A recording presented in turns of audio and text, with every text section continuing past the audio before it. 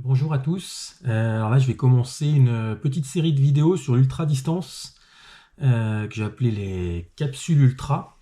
Je me suis posé la question pendant longtemps si j'allais faire des vidéos là-dessus parce que je me sentais pas forcément légitime à donner des avis et de dire bon, s'il est bien de faire comme ceci ou comme cela. Donc je me suis posé la question de comment le faire. Et puis un jour j'ai eu quelqu'un qui m'a demandé si justement j'allais le faire, puis une deuxième personne, puis une troisième personne. Du coup j'avais lancé un sondage sur mon compte Instagram et il y avait quand même plusieurs personnes qui étaient dans l'attente que je fasse quelque chose là-dessus. Donc moi, dans ma vision, je suis pas entraîneur, je suis juste quelqu'un qui a fait quelques courses ultra, donc je trouvais ça important de prendre ce temps pour le faire, pour y réfléchir. J'ai pas réfléchi à tout, mais bon, j'avais envie il fallait que je lance les premiers épisodes, sinon j'allais pas me lancer. Donc je vais faire des premiers épisodes qui vont être plus une façon de me présenter parce que je pense que n'importe quelle chose qu'on entend, et moi j'ai beaucoup écouté au début, je vous en parlerai plus tard, mais j'ai failli arrêter dès le début parce que j'avais écouté un podcast où quelqu'un disait il n'y a pas besoin de faire, je sais plus exactement ce qu'il disait, mais il n'y a pas besoin de faire quasiment d'entraînement pour se mettre au départ d'une transcontinentale. Et c'est quelqu'un qui avait performé sur la transcontinentale. Et du coup, je m'étais dit, mais moi, je sais en fait que j'ai besoin d'un minimum de travail. Je sais que moi, j'ai couru à un bon niveau. Et voilà, il y avait des gens qui roulaient beaucoup moins que moi et qui étaient performants. Donc, on n'est pas tous égaux là-dessus. Et du coup, c'est là où c'est compliqué aussi de donner un avis. Et de dire c'est bien de faire comme ça ou c'est bien de faire comme ci et ne pas faites pas comme ça et ne faites pas ceci, ça a presque pas de sens parce qu'on est tous différents et c'est vrai que ça faut vraiment le prendre en compte. Donc moi j'ai choisi je vais faire les premiers épisodes plus pour me présenter et voilà dire moi je suis cette personne-là. Ça va être la base de la suite. En fait, je vais présenter comment j'ai commencé aujourd'hui et dans les épisodes suivants, je commencerai à dire moi comment moi je me suis préparé de cette façon-là et moi ça a marché de cette façon-là ou ça n'a pas marché de cette façon-là. Et après, à chacun de l'adapter à ce qu'il est et à son passif aussi dans le vélo. Parce que moi, j'ai commencé le vélo en compétition en 1988, donc j'avais 9 ans. Et du coup, après, ça a pris une place de plus en plus importante et j'ai fait des courses internationales hein, quand j'étais en junior, donc à 18 ans. J'ai été sélectionné sur deux courses bon, c'était avec le comité départemental. Donc une course en Italie, une course en Belgique, donc c'était des beaux moments et j'avais quand même un certain niveau. Après, j'ai arrêté pour mes études. Euh, voilà, j'ai surtout pris du poids après. J'ai pris beaucoup de poids parce que la cantine a pris la place du vélo et je suis tellement gourmand et j'ai tellement envie. Enfin, je sais pas, j'ai une sensation de plaisir quand je mange et des fois quand je gloutonne presque. Enfin, c'est presque une relation un peu perverse avec la nourriture que j'ai des fois. Mais ouais, d'ailleurs, c'est une des raisons pour lesquelles quand je me suis lancé dans l'ultra, j'entendais des gens dire ah, il faut beaucoup s'alimenter, c'est pas si facile que ça. Le corps, il est pas capable d'absorber plus de 8000 kilocalories. Moi, c'est pas quelque chose qui me posait problème. Mais bon, ça n'a pas été le cas au début. Puis finalement, depuis un an, là, il y a des choses qui se passent. Donc, quand je disais aussi, c'est pareil, quand on entend des gens parler, il faut vraiment faire attention à qui ils sont, quel est leur passif dans le sport, mais aussi en tant qu'être humain, comment ils s'alimentent dans la vie de tous les jours. Enfin, il y en a qui ont du mal parce que ouais, moi je m'alimente de façon très saine. Après en course, moi je m'alimente pas de façon très saine.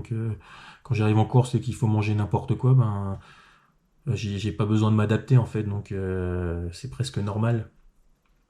Sauf que effectivement on y reviendra plus tard, mais depuis un an là c'est un peu plus compliqué sur ce plan-là. Et d'ailleurs si vous avez vu certaines de mes vidéos des aventures de cette année, vous avez pu le constater. Sinon, vous pouvez aller les regarder et vous allez découvrir ouais, tout ce qui s'est passé au niveau de la nourriture. Ça a été souvent au début comme si... Enfin, moi, j'ai eu l'impression cette année que c'était plus... J'ai des problèmes des fois à m'autoriser à réussir ou à m'autoriser à faire des choses. C'est un peu un... Enfin, je sais même pas si c'est les bons mots, mais c'est quelque chose que je contrôle pas. Et dès que j'ai quelque chose qui arrive où je sens qu'il va y avoir une réussite, où je sens que ça va me faire plaisir, ben, il y a toujours un mécanisme qui se met en place que je ne maîtrise pas et qui me pousse à aller vers quelque chose qui m'enverrait droit dans le mur. Donc ça complique les choses. Mais et voilà, d'ailleurs, je sais pas si c'est quelque chose de répandu ou si je suis un peu le seul au monde à être comme ça. Mais ouais, moi, je veux bien qu'on me le mette en commentaire pour voir. Je me sentirais peut-être un peu moins seul si, si je suis pas tout seul dans ce cas-là. Donc ouais, important. Moi j'ai fait du coup du vélo. Ouais, j'avais 9 ans quand j'ai commencé, donc ça fait très longtemps que je fais du vélo. J'ai eu un niveau assez élevé dans des courses assez classiques, enfin, surtout sur route. Et du coup après quand j'ai arrêté pendant mes études, j'ai arrêté pendant à peu près 6 ans. Ouais, je dirais 6 ans. À 2005, j'ai repris la compétition dans une fédération un peu inférieure. J'ai repris. Dans un premier temps, c'était pour, j'avais repris pour parce que j'avais un de mes amis avec qui je courais qui courait toujours et j'avais envie de passer un peu plus de temps avec lui et puis et l'entraînement, j'avais envie de le refaire surtout pour perdre du poids. Donc voilà, c'était les deux choses qui m'avaient donné envie de revenir à la compétition en 2005. Et c'est marrant d'ailleurs parce que ce moment-là où moi, j'avais arrêté à un moment où j'étais assez bon et je reprends. Je suis passé de. Enfin, j'avais un poids de forme, j'étais en dessous des 70 kilos et là j'ai repris, je faisais 105 kilos, je crois. Et du coup, j'ai entendu, c'est pareil sur les côtés de la route. Forcément, tu reprends même si c'est pas ta fédération, tu reprends avec des gens qui t'ont connu fort et qui prennent pas en considération ta prise de poids et le fait que t'aies pas fait de vélo depuis tant d'années et on te remet tout de suite dans la catégorie la plus élevée. Donc c'était un peu un cauchemar en fait parce que clairement je crois que je tenais entre la première course, je crois que j'ai tenu 300 mètres dans le peloton.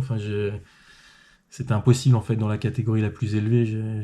J'avais pas ma place et ils voulaient pas me faire descendre. Donc j'ai dû faire 2 ou 3 courses la première année et j'ai arrêté, il fallait attendre. Ils m'ont obligé à attendre 2 ou 3 ans sans résultat pour descendre. Donc j'ai repris des licences après en essayant de courir. Je tenais un peu plus, mais j'avais pas envie de reprendre un entraînement aussi important qu'avant. Et puis j'avais toujours le poids qui me permettait pas de toute façon. Donc voilà, la reprise en compétition, elle a été compliquée.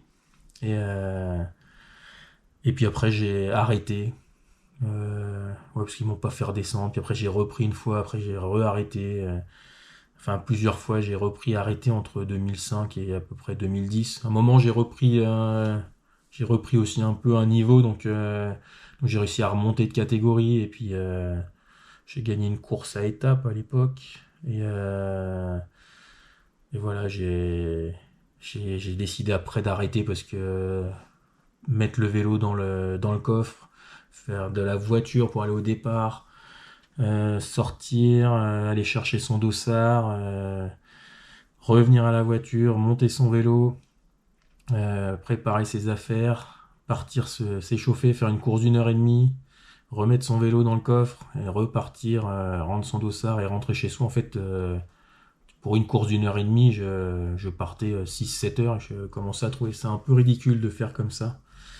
Du coup, j'étais plus trop en accord avec les courses. C'est vrai que j'avais continué plus pour être les dimanches et certains entraînements avec des anciens coéquipiers qui étaient devenus d'ailleurs adversaires parce que comme eux avaient déménagé, on n'était plus dans le même département, donc on n'était plus dans le même club. Mais voilà, c'était sympa aussi de se retrouver, mais j'étais plus en adéquation avec ça.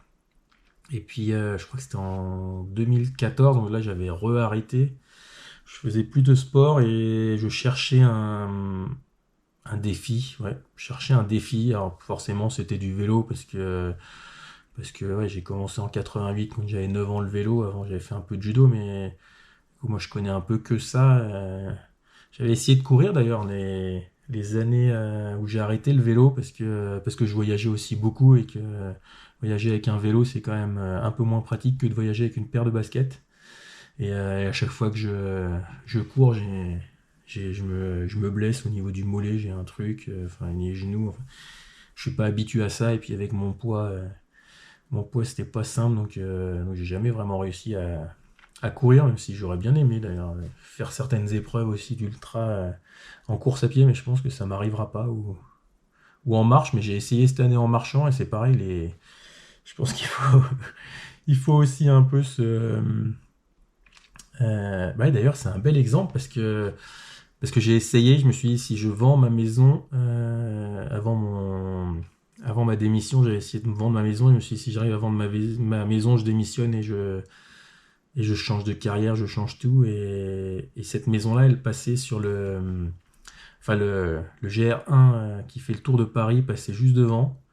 Et je me suis dit, si j'arrive à la vendre, je pars faire le tour du GR1 et ouais, je marche, je marche, je marche comme si j'étais en ultra et je dormirais le moins possible et j'essaye de faire je sais plus combien c'est d'ailleurs, c'était 400 ou 600 ou 700, je sais plus kilomètres, à pied. Et dans ma tête, ça allait bien se passer et au bout de 40 kilomètres, je commençais à avoir mal aux pieds et au bout de 50, j'ai dû arrêter parce que j'avais tellement mal aux pieds et puis ça a mis, j'ai perdu la sensibilité au niveau des pieds pendant un mois. En fait, j'avais une espèce de cloque, mais ça avait fait de la corne, et en dessous, il y avait du sang. Enfin, ouais, c'était une catastrophe. Donc, je pense que quand on parle du coup d'ultra, et quand je disais qu'il faut faire attention à qui en parle et comment il en parle, euh, voilà, c'est moi, si je commençais l'ultra trail, je pourrais pas faire tout de suite beaucoup. Là, je ne vais plus faire tout de suite beaucoup aussi, parce que même si j'avais arrêté pendant longtemps, ouais, je vais continuer mon histoire, mais même si j'ai arrêté pendant longtemps, j'avais fait du vélo pendant longtemps aussi avant avec un bon niveau. Donc c'est important aussi de relativiser par rapport à sa propre pratique et par rapport à où on en est, si on commence vraiment, qu'on n'a jamais fait de vélo. Et effectivement, ça va être déjà être ultra de faire 100 km, alors que moi, avant de faire de l'ultra, j'avais déjà fait un 170 ou un 180 quand j'avais 18 ans pour préparer une saison. Donc c'était quelque chose de très ponctuel, parce que les entraînements, on dépassait rarement les 120 km, mais une fois par an, on faisait un 170, 180 km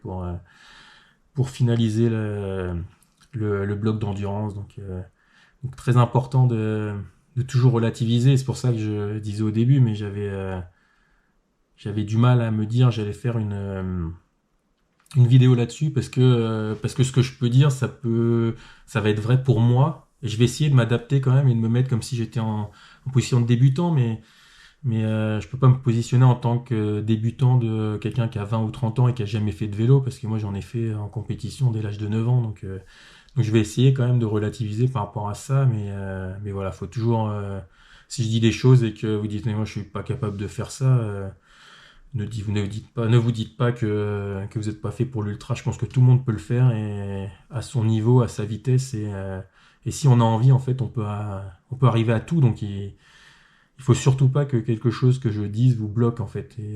Et si c'est le cas, écrivez-moi et on en discutera. Mais ouais, il faut faire hyper attention. D'ailleurs, je sais plus, j'ai commencé à parler de moi, j'ai failli ne pas commencer l'ultra parce que cette personne disait qu'il n'y avait pas besoin de s'entraîner, que moi, je pensais qu'il y avait besoin de s'entraîner.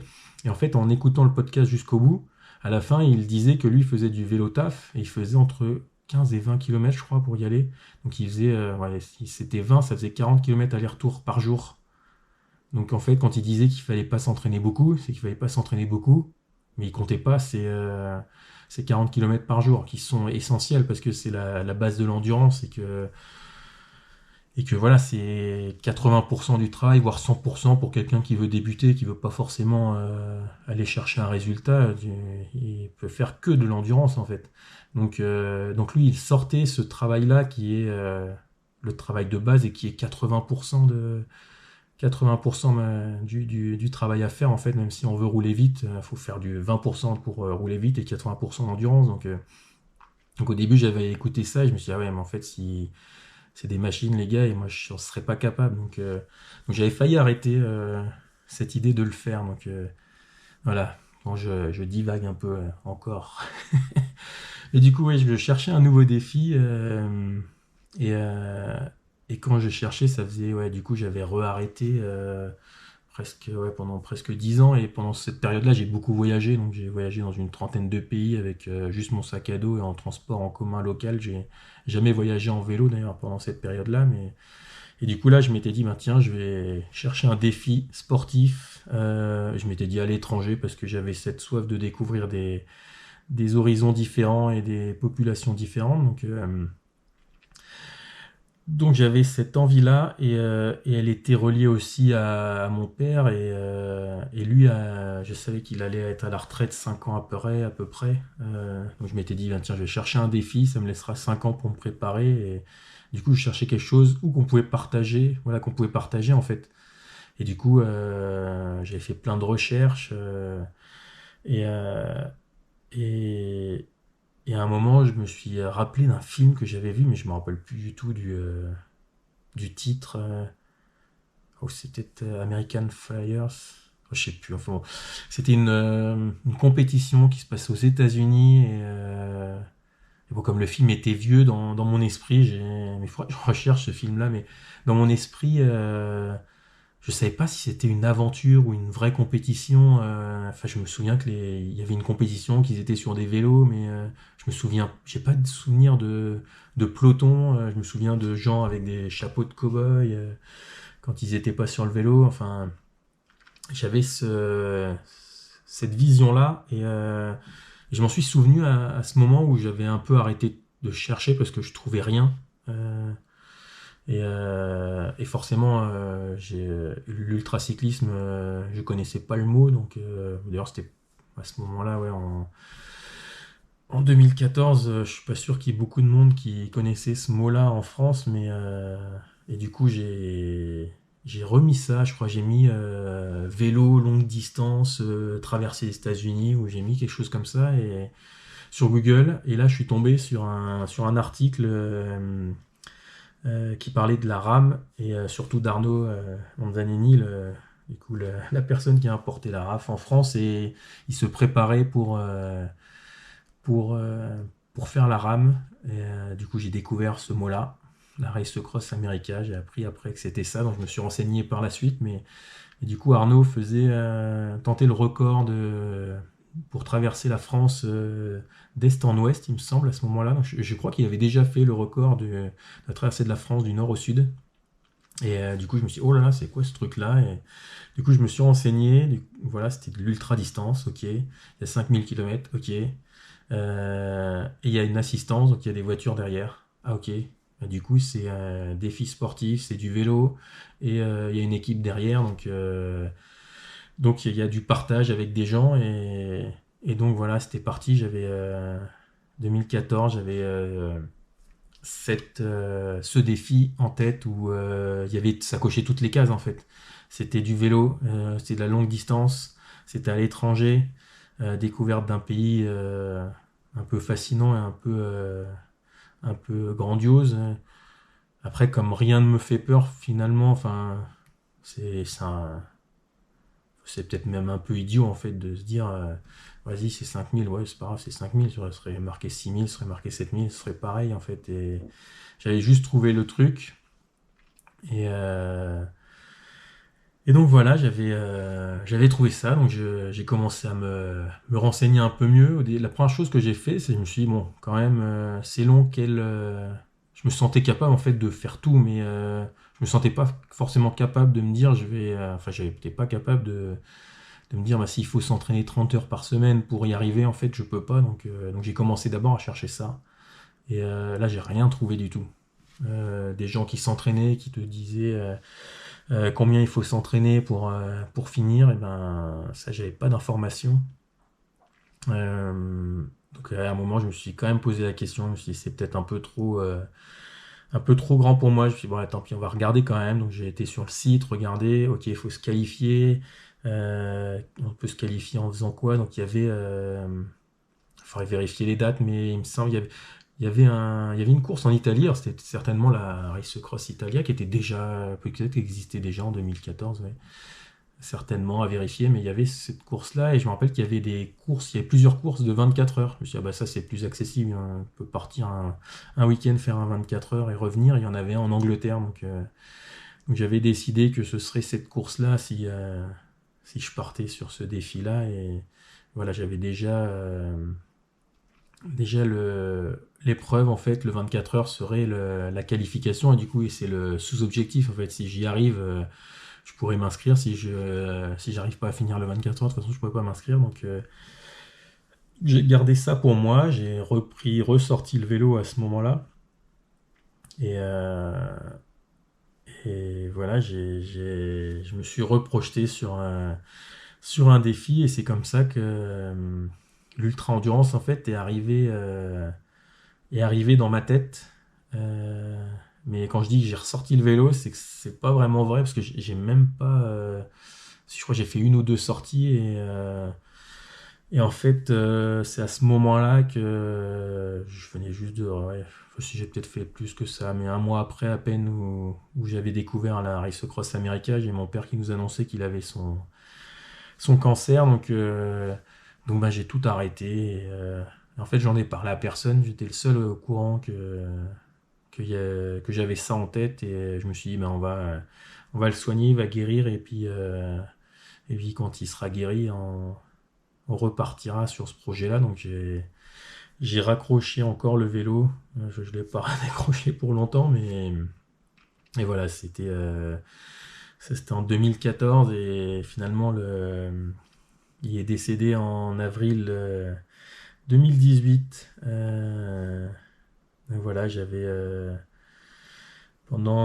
ça a duré ouais, 3 ans et demi, je crois, mais pour à peu près 3 ans et demi ou 4 ans, j'ai été avec mon père j'étais pas tout le temps, mais ouais, j'étais surtout là pour le soutenir. J'avais pas envie non plus de lui parler de quelque chose.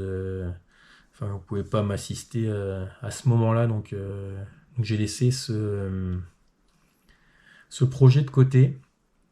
Et voilà, une fois qu'il est parti, ça a été un peu long après pour régler tous les problèmes et puis ouais, c'était 2018, donc après il y a eu, euh, il y a eu ouais, tout à régler. Et puis il y a une partie de moi qui a eu beaucoup de mal à accepter aussi, donc enfin, il n'y avait plus de sens de trouver j'avais plus envie forcément de trouver quelque chose ou faire quelque chose ou de reprendre le vélo. Enfin voilà, j'essayais juste un peu de survivre à ce moment-là et, euh, et puis j'avais vu quand même l'arrivée de la Race Cross France, du coup, comme j'avais découvert Arnaud quand il faisait la rame, j'ai vu qu'il avait lancé qu'il avait importé l'idée en France et que du coup j'ai suivi la première, la deuxième, RAF et puis à un moment je me suis dit ouais, un an et demi après sa mort en septembre 2019, je me suis dit ben, je vais m'inscrire à la Race Cross France. D'ailleurs, je m'étais renseigné quand même et il fallait le faire à l'époque avec assistance pour être qualifié. Enfin, à un moment, je me suis renseigné, il fallait être en assistance. Donc, je me suis dit, bah tant pis, de toute façon, le but d'aller à la rame, c'était aussi de le faire avec mon père qui était dans l'assistance. Donc là, ça n'avait plus de sens. Je me suis inscrit septembre 2019, après du coup quelques années encore à prendre du poids et à plus faire de sport. Je me suis inscrit à la Race Cross France, pardon, la RAF. Euh, et je vois que sans assistance, il y a plusieurs distances, un 300, un 500, un 1000, un 2500. Et moi, finalement, j'avais pas trouvé de choses sur comment s'entraîner. Je savais pas si j'étais capable de faire ces distances-là que j'avais jamais faites. Donc c'est vrai, c'était 100, 170 ou 180, comme je disais, la distance la plus longue que j'avais faite. Et ça, c'était euh, ouais, 98 ou 97 peut-être. Ça va être en 97 que j'avais fait cette distance-là. Donc ça datait. Et voilà, devant mon écran, je me suis dit, allez, on va pas prendre quand même la 300 parce que comme j'avais déjà fait 170 km, même si ça faisait longtemps, je me disais, bon, si j'arrive à la fin des 300 km et qu'il me reste de l'énergie, je vais être très frustré. Donc j'étais devant l'écran, je me suis dit, bon, allez, je réfléchis et je reviens demain pour m'inscrire. Et du coup, le lendemain, je rallume le PC, j'avais réfléchi, je me dis, ah, je pars sur la 500 et je rouvre. Et et c'est complètement débile en fait. Mais je me retrouve, je regarde et je me dis, bon, allez, 500 ou 1000 du coup. Alors que l'année dernière, les jours d'avant, je me disais 500 maximum. Et c'est pareil, je me dis, ouais, 1000 c'est quand même beaucoup. Et puis je me dis, ouais, mais si j'arrive aux 500 et j'ai encore de l'énergie, bah ouais, c'est débile en fait, faut s'inscrire sur la 1000. Et du coup, je me dis, allez, vas-y, laisse-toi encore une journée pour réfléchir. Et il faut savoir aussi que, si mes souvenirs sont bons, mais à ce moment-là, le tarif était le même en fait. Donc peut-être que si le tarif était pas le même, j'aurais pas réfléchi de la même manière. Mais du coup là, j'étais décidé, allez, c'est 1000 km et j'allume en septembre 2019, je rallume le PC et je clique sur Race Cross France 2500 km. Donc beaucoup de poids en plus trop. J'avais repris beaucoup de poids, j'étais encore à plus de 100 kilos. J'avais pas fait de vélo, alors je sais plus, on était en 2019. C'était quoi? C'était 2014, ouais, ça faisait 5 ou 6 ans que j'avais re-arrêté, sachant que les 3 années avant, j'avais fait très peu. Ça fait presque 10 ans en fait que. Et quand je dis que j'avais arrêté le vélo, j'avais arrêté le sport en fait, je faisais rien du tout, à part manger. Ça, oui, j'étais assez fort, hein. J'étais assez fort avec la gamelle, mais ouais, ça faisait presque 10 ans sans sport et je clique sur 2500 km. J'ai aucune idée de comment il faut s'entraîner pour faire une telle distance. Et voilà, c'est parti. Je me retrouve face à cet objectif. Donc septembre. En plus, c'était, je sais plus, non, c'était en juillet, je crois, cette année-là, fin juillet. Enfin, je sais qu'il me reste octobre, novembre, décembre, janvier, février, mars, avril, mai, juin. Ouais, à peu près 9 ou 10 mois, quoi. J'ai 9 ou 10 mois, je dois reprendre le vélo et je dois être prêt pour le départ de cette course-là.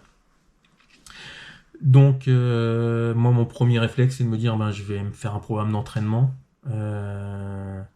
Voilà, après 10, voire, ouais, enfin, ça faisait 10 ans sans sport et 15 ans, enfin, 5 années avant, où c'était pas non plus, ça, je reprenais, j'arrêtais, je reprenais, j'arrêtais, enfin, donc on pouvait presque dire 15 ans quasiment sans sport. Et voilà, je me suis dit, bah, c'est 2500. Je crois que le premier réflexe que j'ai eu, je me suis dit, c'est 2500 km, bah, il faut avoir 25 000. Je crois que c'était plus facile pour moi de calculer, tu rajoutes un zéro. Je me suis dit, vas-y, tu multiplies par 10. Donc je suis parti là-dessus et je me suis dit, je vais le faire crescendo en fait, parce que quand j'ai repris la première fois, j'ai fait 30 km et j'ai eu du mal à les faire. Non, en fait, j'étais parti pour. C'est pour ça aussi que je fais beaucoup d'home trainer, mais j'étais parti pour 50 km, j'ai crevé une première fois.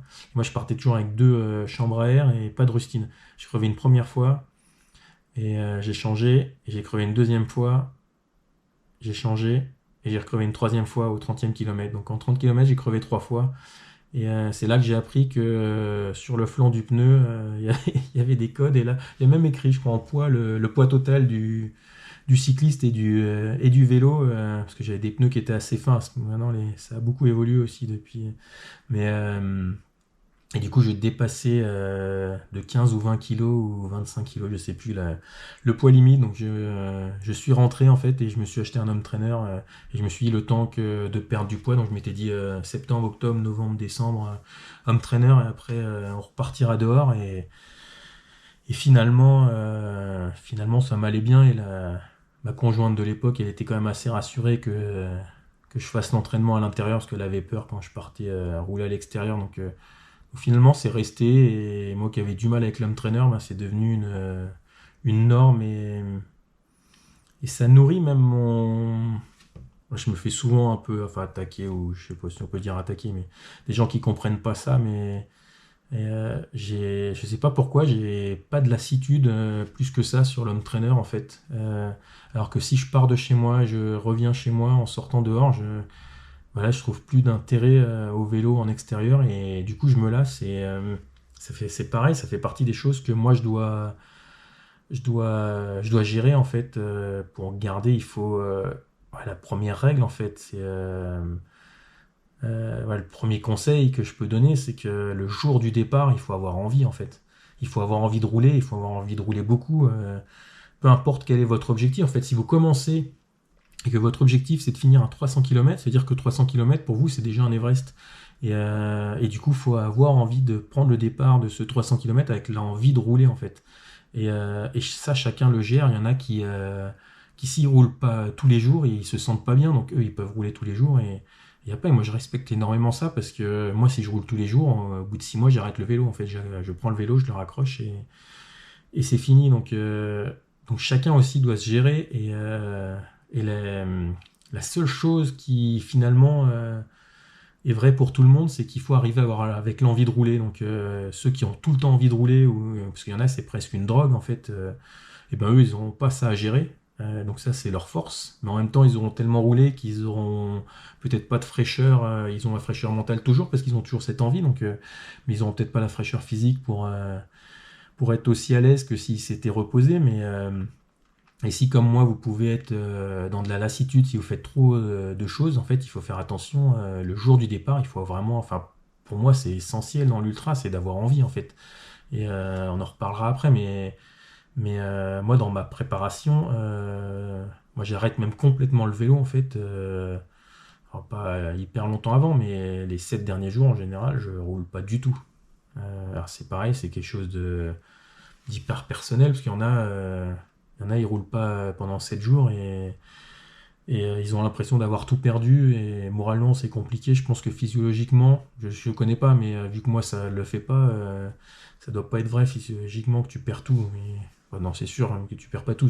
Tu dois perdre un petit peu peut-être, mais enfin, moi, je l'ai jamais ressenti. Mais voilà, du coup, c'était mon objectif, c'était d'arriver au départ avec l'envie de rouler. Et ça, moi, je dois le gérer. Et d'autres gens n'ont pas à le gérer, mais ça fait partie des choses que moi je dois gérer. Donc voilà, donc j'avais ce planning, donc je me suis dit, allez, 25 000 km. J'avais aucune info, j'avais aucune notion, aucun plan, aucune personne qui en parlait, aucun. Enfin voilà, parce que quand je vous dis j'ai entendu des trucs qui m'ont fait arrêter, c'était après, j'étais déjà dans la préparation et j'ai entendu, je sais même pas si c'était la première année ou la deuxième année, mais si la première année j'ai déjà entendu, c'était déjà sur des podcasts. Justement, quand je m'entraînais, j'écoutais des podcasts et plusieurs où il y avait des gens d'ultra et dans le vélo du coup, ça m'a fait découvrir plein de noms d'épreuves. Je me disais, ah ouais, du coup, ça existe, c'est plus répandu que finalement que ce que je pensais, mais même si ça restait quand même. Là, ça s'est énormément développé après Covid, quand même. Là, on était avant Covid, mais c'est vrai que la première fois où c'était encore, et c'était 2014, la première fois où j'ai commencé à penser à l'ultra sans savoir que ça s'appelait l'ultra et que ça existait, j'avais retrouvé aucune info, quoi. Et du coup, ouais, j'étais parti sur ce truc-là de façon très arbitraire, allez, 25 000 km. Moi, ça reste un chiffre, je me pose pas la question. Aujourd'hui, cette année-là, on est fin décembre bientôt, ouais. Je crois que j'en suis à 15 000, donc ouais, j'ai fait un peu moins. Normalement, je fais 18-19 000 km par an, donc ouais, c'était reprendre après 6 ans, enfin 10-15 ans sans sport et vouloir faire 25 000 km en 10 mois, alors que maintenant que je suis entraîné, je fais que 18 000. C'était complètement ridicule, mais je l'ai vite compris en fait, parce que je me suis dit, bon allez, combien ça fait de moyenne de kilomètres moyens par mois. Ok, ben je vais faire progressivement. Donc le premier mois, je vais faire tant, j'ai augmenté. Je suis ok, bon, ça restait des chiffres, ça allait. Puis après, je me suis dit, allez, on va les répercuter, on va faire deux grosses sorties, enfin surtout une le dimanche. En fait, mes entraînements étaient toujours basés comme ça. Moi, j'ai fait beaucoup de vélo quand c'était au lycée où j'étais le plus fort. Donc on avait le mercredi après-midi, on faisait de l'endurance, et mardi soir et jeudi soir, on faisait des intensités. Et le samedi, on roulait des fois un peu, et le dimanche, on faisait de la course ou on faisait de l'endurance. Donc, j'étais parti sur le même schéma en me disant, bah, une fois par semaine, dans la semaine, je vais faire une grosse sortie. Et le dimanche, une grosse sortie, et plus une autre le samedi s'il faut. Et puis des intensités le mardi et le jeudi. Et quand j'ai commencé à diviser par jour, j'ai fait, ah ouais, non, c'est pas possible. En fait, ça rentre pas dans mon agenda. Du coup, j'ai réduit. Je crois que j'ai réduit à 10 000 km, je crois. Donc voilà, j'avais fait un premier programme où c'était même pas marqué, bah tiens, tel jour tu vas faire des sprints et tel jour tu vas faire des intensités longues ou tel jour, c'est juste, je vais essayer de faire tant de kilomètres ce dimanche-là, je vais essayer de faire tant de kilomètres le mardi et le jeudi, comme c'était des moments où je faisais plus d'intensité, bah, j'essayais de faire entre 40 et 50 km et le mercredi j'essayais de faire une sortie longue. Donc voilà, j'avais divisé en kilomètres. D'ailleurs, c'est pas l'idéal parce que finalement, j'avais pas de. À ce moment-là, j'étais même pas capable de me dire je vais mettre tant de temps. Parce que c'est pareil, on en reparlera, mais moi, mes entraîneurs m'ont toujours dit c'est comment ça s'appelle? C'est les heures de sel qui comptent. Et effectivement, quand on y repense, si on veut vraiment se créer un programme tout seul, je pense que quand même l'idéal, si moi je trouve ça trop cher, je l'ai pas fait, mais si quelqu'un a les moyens et se fait accompagner et que l'entraîneur est sérieux, il lui fait un programme, il va lui demander, il va l'adapter. Si t'es trop fatigué, si t'es malade, ben tiens, si t'es malade, tu vas rien faire et on va répartir les charges ailleurs et de la façon dont on les répartit aussi, on progresse. Donc c'est vraiment une science aussi. Moi aujourd'hui, je suis pas capable de dire, ben, faites ça comme ça, comme ça. J'ai testé des choses, ça a fonctionné. J'ai testé d'autres choses, ça a pas fonctionné. Donc moi, je vais raconter mon histoire en fait, et chacun se fait son idée. Mais c'est vrai que l'idéal en fait, c'est d'être accompagné par un entraîneur. Mais moi personnellement, c'est pas, voilà, j'avais pas envie de mettre de l'argent là-dedans, et je pense que c'est pas une nécessité en soi en fait. Mais voilà, c'était ça mon septembre 2019 jusqu'à la fin de l'année. J'ai commencé ce plan d'entraînement et voilà, on savait pas encore que tout allait être arrêté par ce virus qui d'ailleurs m'avait attrapé avant, mais parce que moi je l'ai avant qu'on le sache, fin décembre en fait, je suis tombé malade en fin septembre 2019 où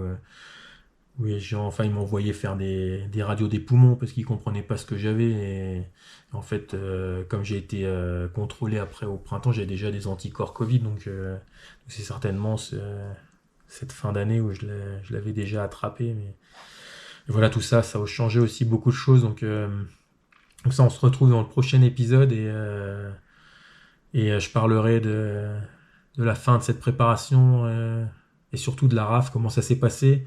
Et, euh, et voilà, c'est toujours comme j'ai dit au début, je vais m'appuyer juste. Moi, j'ai fait ça et ça s'est passé comme ça.